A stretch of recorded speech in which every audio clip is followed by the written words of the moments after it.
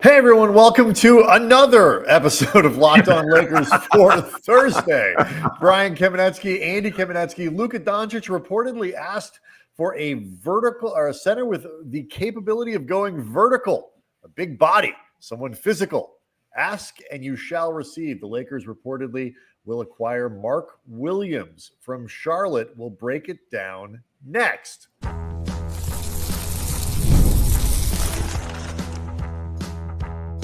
You are Locked On Lakers, your daily Los Angeles Lakers podcast, part of the Locked On Podcast Network, your team every day.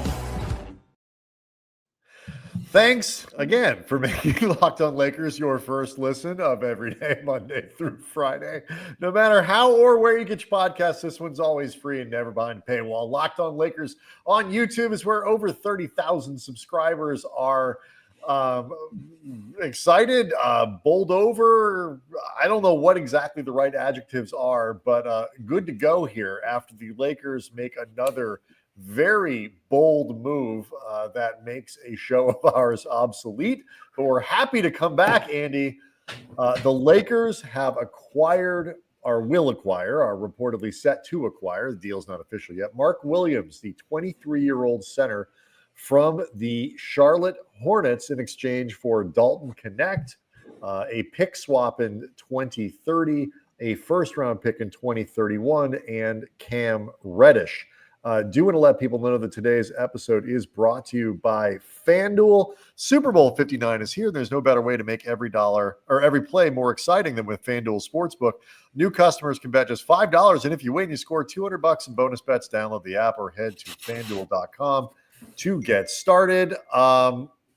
This was a bigger move than I was anticipating, Andy. Rob Pelinka, you magnificent bastard. None of us saw this coming at all. And truly, we did not, because those of you who watched our earlier show, thank you very much. Like 10 minutes ago. Yeah. and this, like 5 minutes ago.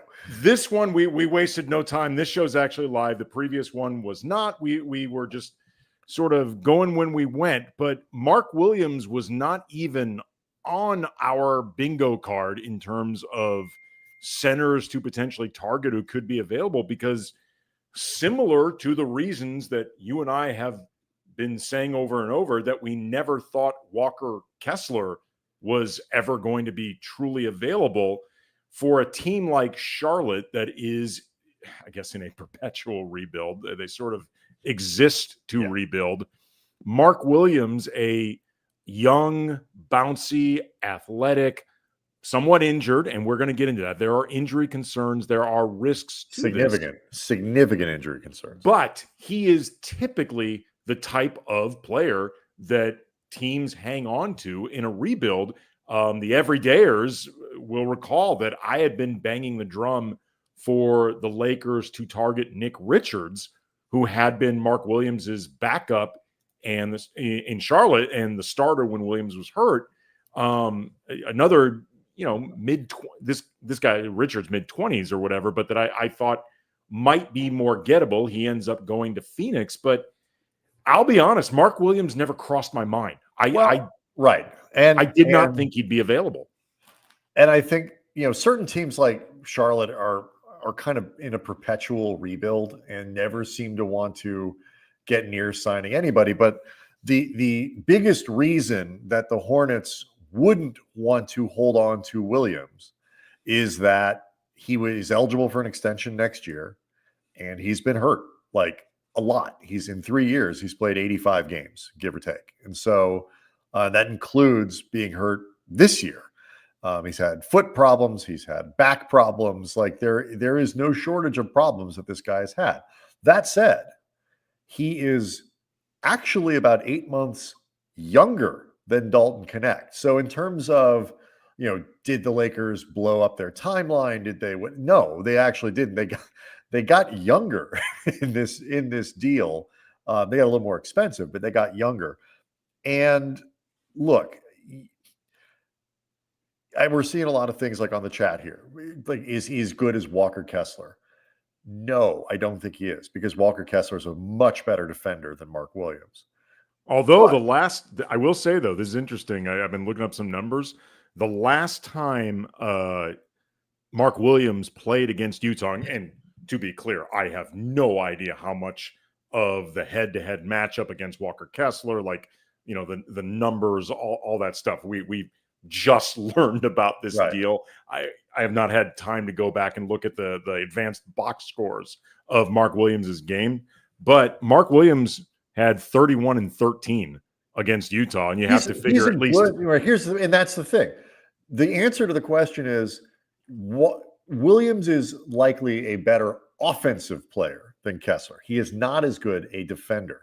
What Williams is very good at is rebounding, particularly offensive rebounding. He's a very strong rebounder. He averages this season in 25 minutes, 3 offensive rebounds a game, 3 second chance points a game. And, while the offense has been better for the Lakers of late, second chance points has been a weakness for this team all season. So he should help along those lines alone. Yeah, he's going to help them shore up their rebounding. He's obviously a very good offensive player in terms of his ability to contribute on that side of the ball. Defense is a mixed bag depending on who you're looking at, with their reaction online. Over the course of his career, if you want to use something as basic as on-off stats, they were very strong defensively for Williams in his rookie season. They've got progressively worse every season. That can be Charlotte, right? Well, I was about to say that can be attributed to a lot of. Now, Charlotte is a surprisingly competent defensive team this season, despite the fact that they are horrible. They're actually not a bad defensive team. They're middle of the pack, actually sort of right at the edge of the upper third. And so, like, you can't. Oftentimes on really bad teams, it's hard to tell if any individual player is good or bad or whatever. Williams is, he's a pretty good shot blocker. He's again, excellent rebounder, which is part of defense. And the other stuff may or may not be perfect. But here's the thing. Perfect is not usually an option. Perfect, I think, for the Lakers, to some degree, would be somebody like Miles Turner. Great rim protector, good three-point shooter, established player. He's not available. And even that, you could say, so he's a guy who is up for a contract and all that kind of stuff. Williams is, as a player, and we're going to try to get some scouting reports and check in with the guys on the network who cover him and learn more about him in the next 24 hours.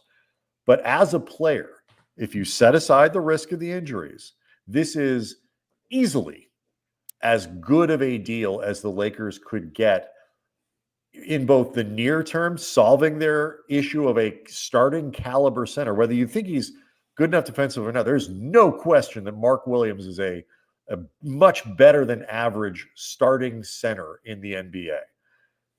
They solved that issue. They got their rebounding, and they did do something that fits into what Pelinka had said before, which is if we're going to make a big move, we want it to be something that works now and down the road. He's 23 years old. He's extension eligible next year. He is somebody who could be with this team for a decade. Were I to guess, and like you said, I need to learn more about Mark Williams. Obviously, I've seen him play before, but like most human beings, including these citizens of Charlotte, I don't watch a ton of Hornets basketball. So there's more I need to see of Williams' deep dives or whatever. But if I had to guess, they are picturing a similar combination between Luka and Derek Lively in Dallas. I think there is a prototype similarity, whether you're talking about the ability to finish lobs, whether you're talking about the rebounding, whether you're talking about the ability to actually move the ball a bit. Mark Williams averaging 2.5 assists a game, which is pretty good for a relatively inexperienced center. I actually think that is promising. And even some of the digging around I've done in like the last 15 minutes on the fly, it has come up that Williams actually has a good feel for keeping the offense going and moving the ball. And that for an offense that I know wants to keep moving, wants to avoid stagnation, that can be really helpful as well. But I imagine they are picturing trying to recreate that energy and the utility of Derek Lively in Dallas with Luka. This is a deal that, you look at, sort of what is the prototype that you want? We talked about this in our quickly obsolete show.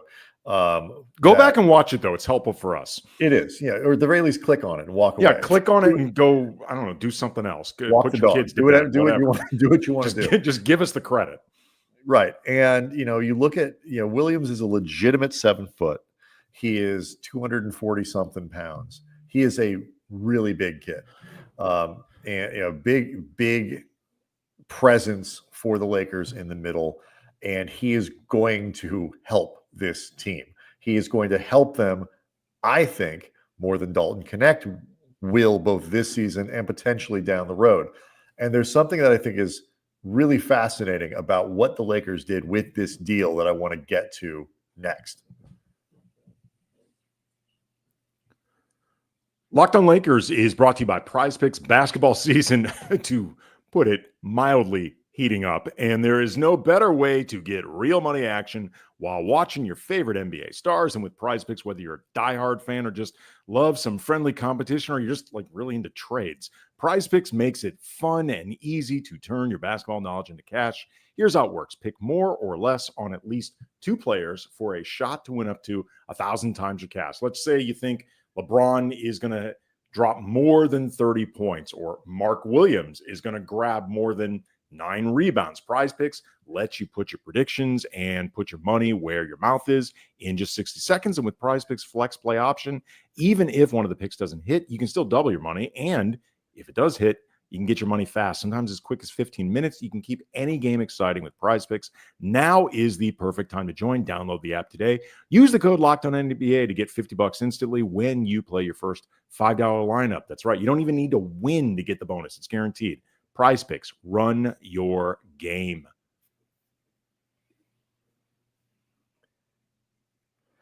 So, quick reminder, do sign up for the Locked On Lakers newsletter. Go to lockedondaily.com, and when you're there, you click on Locked On Lakers, and you have this show and a lot of great analysis from around the channel, the NBA channel, and the network, the entire Locked On network to chew on every single day.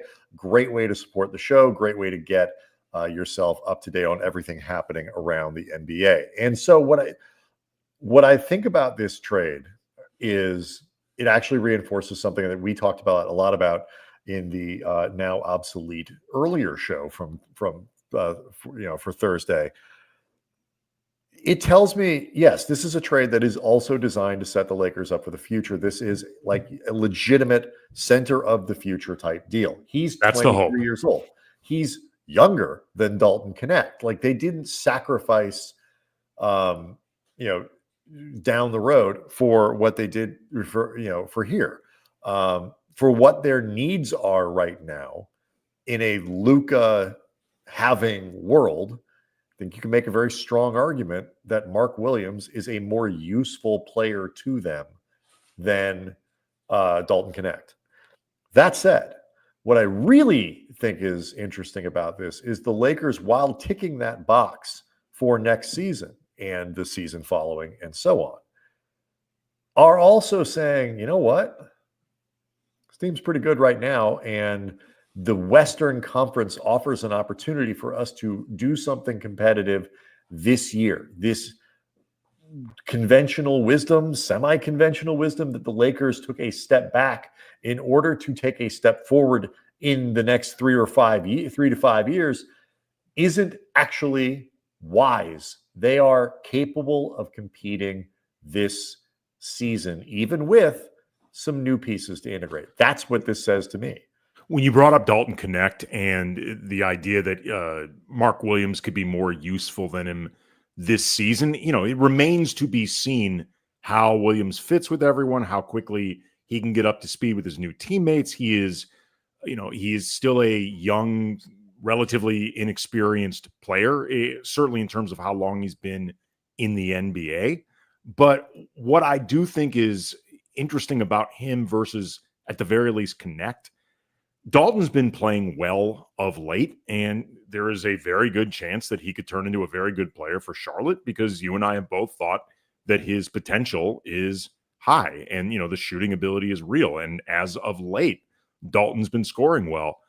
I do think, though, there was a very good chance that once the playoffs roll around, Dalton wasn't going to be playing a lot anyway. Very possible. If I had to guess, he would probably end up around a ninth-ish man.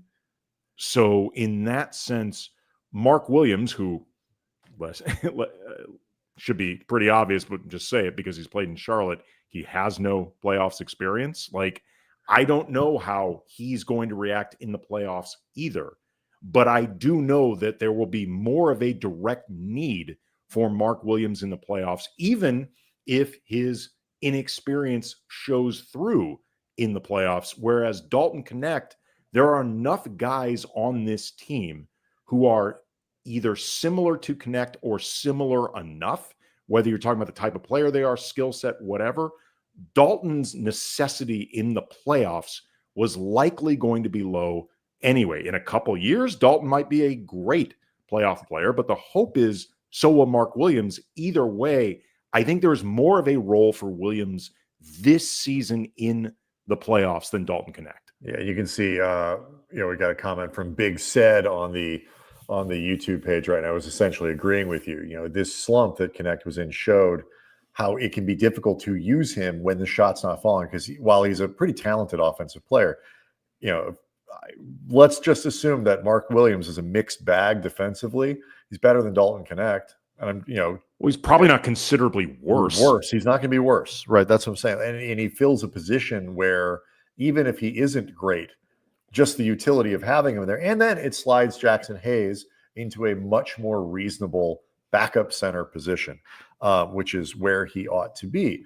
But I mean, one of the things that is intriguing about this is you go back to the title season, and the Lakers didn't even, the Lakers had bigs. They had Dwight Howard and they had JaVale McGee, both legitimate 7-footers, but they were also just big. They were a big, long team. And now their starting lineup, presumably, because I think at this point you take Rui Hachimura out of the starting lineup and you put Dorian Finney-Smith in, both, really because you need some bench scoring, which Rui can provide. And joke's a joke, you got to put a better defender in the starting lineup.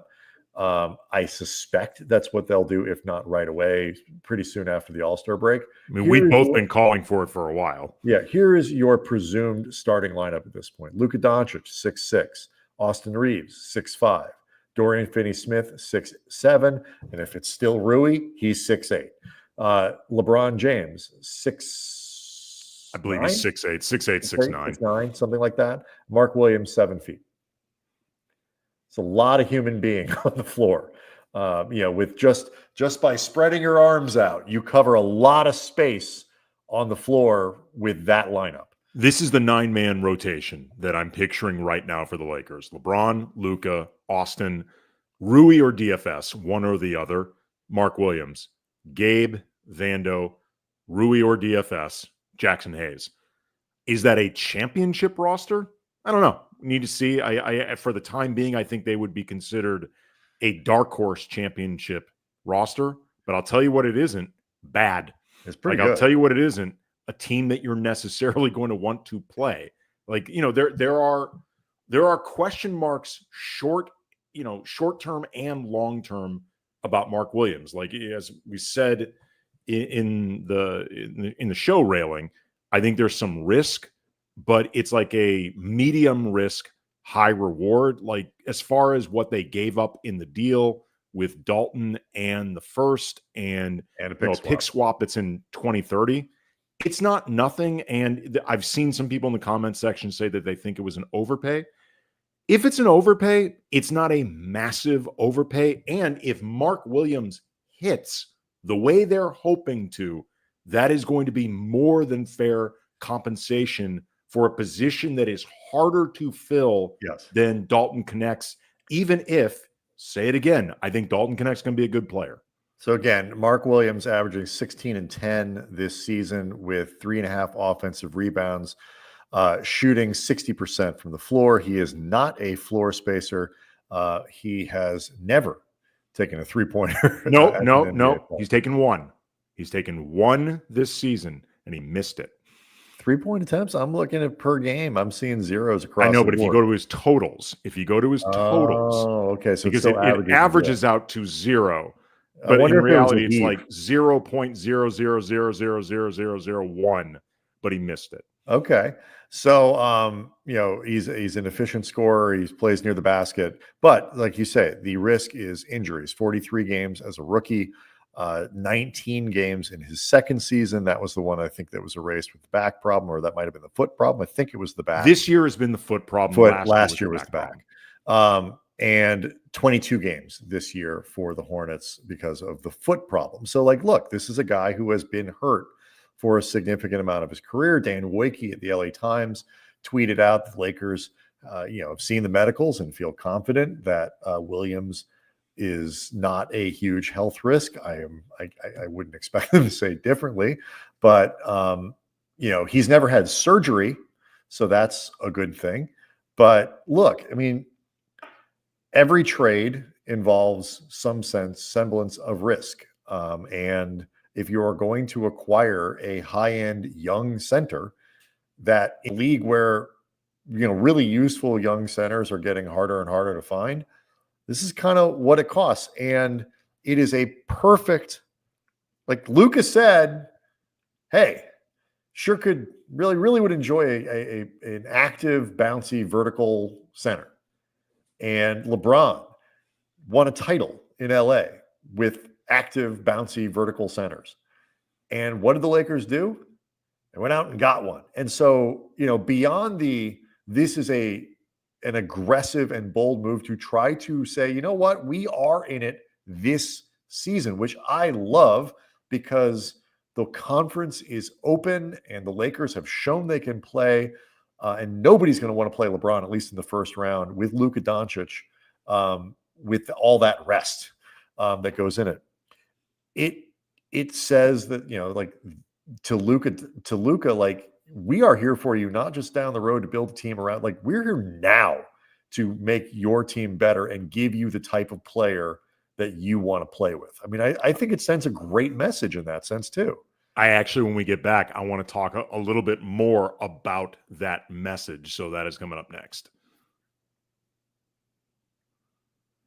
Locked On Lakers is brought to you by FanDuel, and Super Bowl 59 is here. One game, two teams, endless possibilities. There is no better way to make every play more exciting than with FanDuel Sportsbook, whether it's predicting the first touchdown, calling the MVP, even betting on the coin toss. FanDuel makes it easy to get in on the action with live betting all game long. You can adjust your bets as the game unfolds and feel the thrill from kickoff to the final whistle. The live betting feature lets you stay involved no matter what happens on the field, and the app is super easy to navigate. Plus, knowing that you can place a $5 bet and potentially win $200 in bonus bets for the Super Bowl, icing on the cake.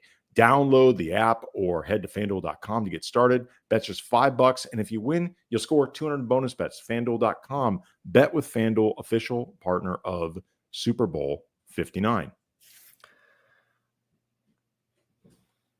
Again, if you haven't do it, sign up for the newsletter, LockedOnDaily.com. Click on Locked On Lakers. If you're watching on YouTube, and 2,900 of you are, you can see all of this information in the bottom right-hand corner of the screen. One, before we get to your point, Andy, one important aspect of this trade is that it opens up a roster spot for the Lakers. They now have an available spot that they can use, which they will almost certainly leave open to use on the buyout market. And they got about $3.8 million or something like that before they hit the apron to play with here. I don't know exactly who that will get them. I'd have to look at, who ends up on the buyout market, but there are players flying around today, as we tape on Wednesday, and some of these guys are going to get bought out, whether you're talking Dennis Schroeder or Dennis Schroeder will not be available. He's too much money, but just to clarify for people, because the Lakers are a first apron team, they can't get anybody basically whose original contract was like mid-level exception money or higher. It's about 12 million is the cutoff, 11 to 12. Basically, anybody who was 10 mil or higher on the original contract, double check, don't get your hopes up, because Dennis Schroeder, I actually know because I was listening to Trevor Lane over at Lakers Nation talk with Keith Smith before we came on, and they specifically mentioned Dennis as somebody that would not be available. So, but the point is that they have this roster spot available to add another player. They probably at this point wouldn't mind picking up one more guard, but pick up whatever. Like, but that is a sneaky little good part of this trade, is that it does open up space for them on the buyout market. So worth mentioning. Anyway, you were going to say, Andy. Well, you had talked before about messaging to Luka, like the idea of, okay, you talked about what you are looking for. Boom, we just gave you that prototype center, athletic, bouncy, lob threat. A type of player that you have flourished with before, that has flourished alongside you. Here you go. Message sent, message accepted, message acted upon. The Lakers, I believe, are trying to get Luka to sign an extension this offseason. Now, if he doesn't sign this offseason, he's not a free agent. He's got one more. He's got one more to go with the Lakers. I don't know off the top of my head like how long you can go into the season before you have to wait till the following offseason, any of that stuff. And there are no indications whatsoever that Luka is having doubts about a commitment to the Lakers. Right. Well, but there are times when players show up and you hear whispers that they're not sure about this. You know, in the case of someone like Luka, and he was traded, not requested. He didn't want to be traded. He had pictured being a lifer in Dallas. It's a lot to digest. You know, he has, you said he's barely gotten here, but that also could mean that he isn't sure he wants to be here, like whatever. And sometimes that happens with players when they get traded. The indications seem to be that Luka wants to be here long term, but doing things like this immediately never hurts. No, and you and I have not necessarily been super praising of the work that Rob Pelinka has done over the last few years, but the man, we try to be fair. We're not looking to criticize for the sake of it, which is why we haven't, why we haven't had a lot. I mean, they've made a lot of mistakes. Lakers have done some stuff that's a little goofy, put themselves in a box.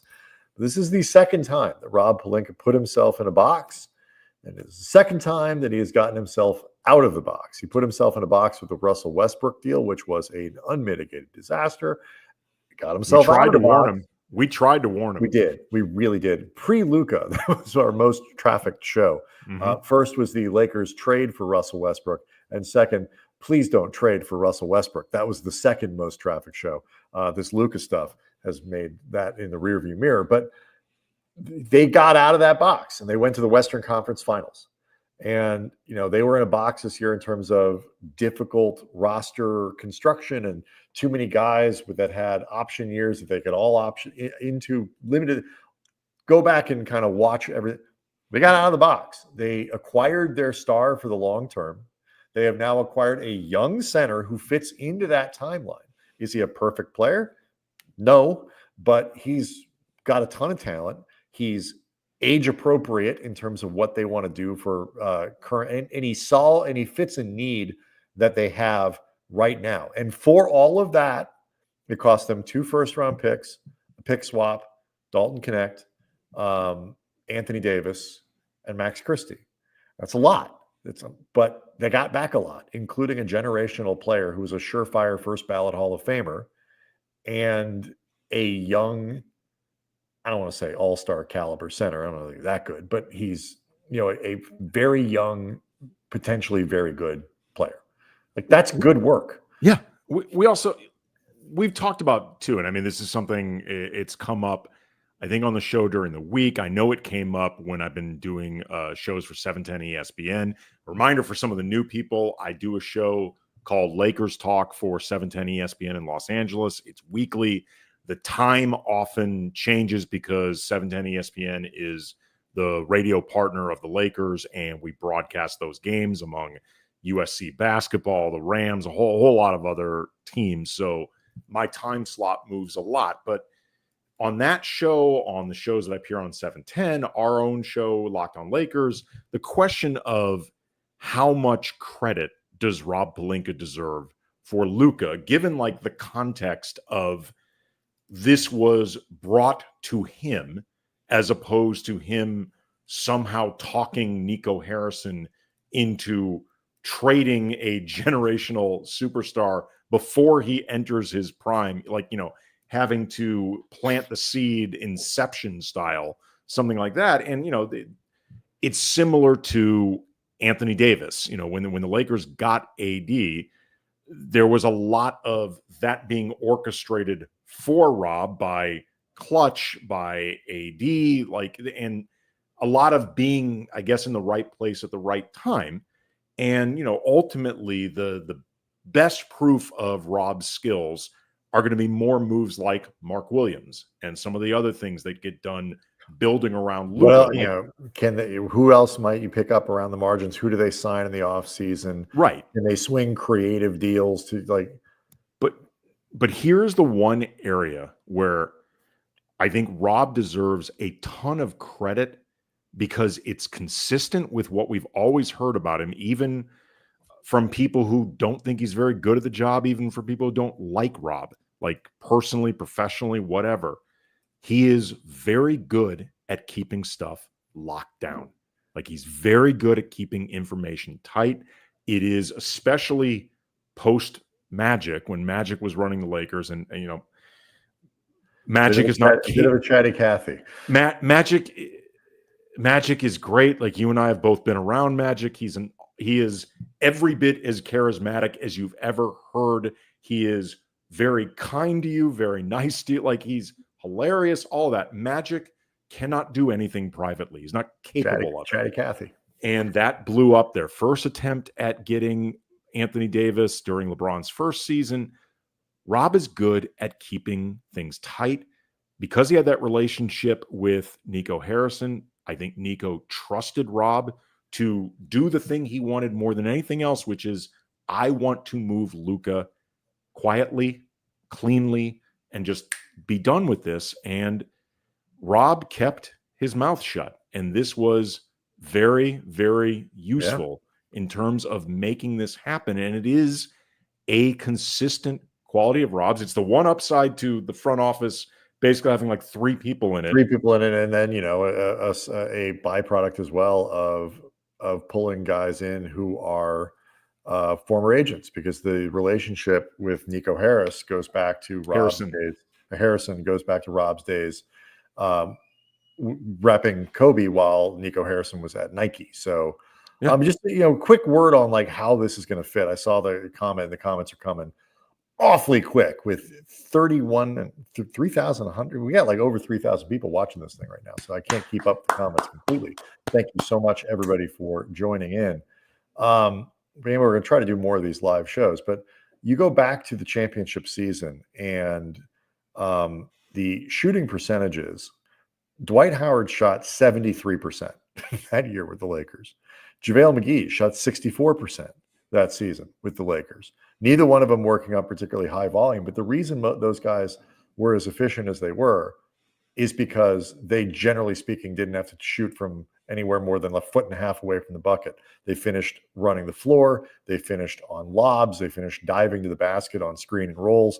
And that was with LeBron kind of orchestrating. Now you have LeBron with Luka, who is, these guys are going to make Mark Williams an extremely wealthy man. If he can stay healthy and keep his body right and stay on the floor, the production that Williams could potentially put up with those two guys feeding him the ball, and the kind of attention that the Lakers are going to be able to create around the floor with Luka and LeBron and Austin Reeves and floor spacing with Dorian Finney-Smith and Rui Hachimura and all that. It's Mark Williams I suspect Williams is stoked to get over to LA as fast as he tweeted out can. He tweeted out purple and gold hearts. I imagine he's stoked. That could theoretically, I mean, if you're looking for glass half full projections, he is more defensively engaged, oriented, interested on a team that actually matters. And I think that's true. I mean, he's got time to learn. He's not going to be a perfect defender. Michael Domingo comments Williams going to average 10 dunks a game. He might. That is possible. Look, I mean, Williams is going to have to improve defensively, but playing on a team with more structure and more stability, with higher expectations, and probably a clearer idea of what he needs to do and when is going to help him. So the Lakers are. I'm not going to say they're done, because if I say they're going to done, then in a half hour, we're going to have to do another show. But they are running out of things to trade between now and noon Pacific tomorrow. We will certainly keep an eye on what else might happen. We're going to try to dig up some guests who can give us some more background and information on Mark Williams, bring that to you as fast as we can. In the meantime, Locked On Lakers on YouTube, which many of you are watching right now, is where you can go hang out with over 30,000 subscribers who are really stoked about what's going on. The Lakers play Golden State this evening. Don't know if Jimmy Butler will be available. Probably not for them. Mark Williams, probably not for the Lakers, so it's fair. Exciting times in Lakerland. Great time to be a Lakers fan. We appreciate everybody joining in this show and sticking with us for the rest of the season. We'll see everyone after the game.